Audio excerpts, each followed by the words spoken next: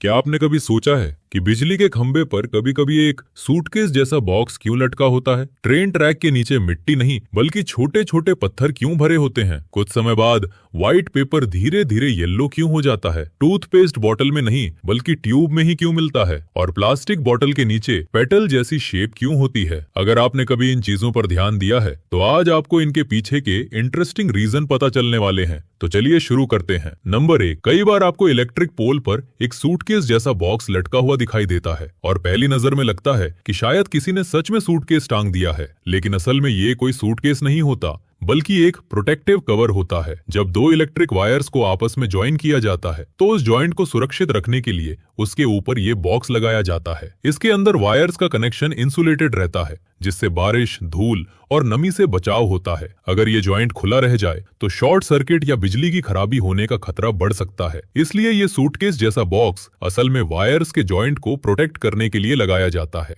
Number 2, अगर आपने railway track को ध्यान से देखा होगा तो आपको रेल्स के नीचे बहुत सारे छोटे छोटे पत्थर दिखाई देंगे। इन्हें बैलेस्ट कहा जाता है और ये ट्रैक के लिए बहुत जरूरी होते हैं। सबसे पहला काम है स्टेबिलिटी देना। जब भारी ट्रेन गुजरती है तो उसका वजन रेल्स और स्लीपर्स पर पड़ता है और पत्थर उस वेट को इवनली डिस्ट्रीब्यूट करते हैं। दूसरा काम ड्रेनेज का होता है। बारिश का पानी आसानी से इन पत्थरों के बीच से निकल जाता है। अगर यहाँ सिर्फ मिट्टी होती तो पानी जमा हो जाता और मिट्टी कमजोर होकर इरोजन शुरू हो जाता। इससे ट्रैक अनस्टेबल हो सकता था और एक्सीडेंट का खतरा बढ़ सकता था। इसलिए रेलवे ट्रैक्स के नीचे हमेशा छोटे पत्थर ही इस्तेमाल किए जाते हैं। नंबर 3, जब हम नया पेपर देखते हैं तो वो ब्राइट व्हाइट होता है, लेकिन कुछ साल बाद वही पेपर येलो दिखाई देने लगता है। इसके पीछे केमिस्ट्री का रीजन होता है। पेपर लकड़ी के पल्प से बनता है और उसमें लिग्निन नाम का एक कंपाउंड होता है। जब लिग्निन हवा और सनलाइट के कांटेक्ट में आता है तो वो ऑक्सीडेशन प्रोसेस से रिएक्ट करता है। इस रिएक्शन की वजह से पेपर का रंग धीरे धीरे येलो या ब्राउन होने लगता है।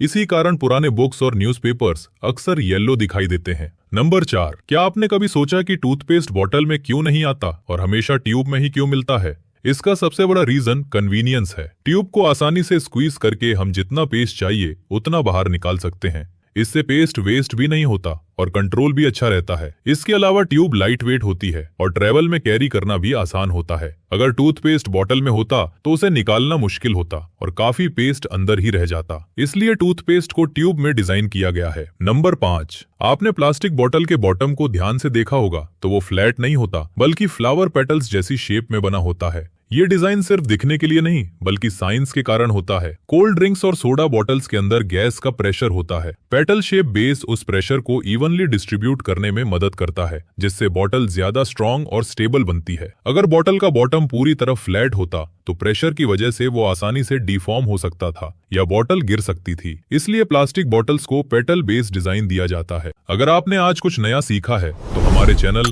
नॉलेज सही है को जरूर सब्सक्राइब करें।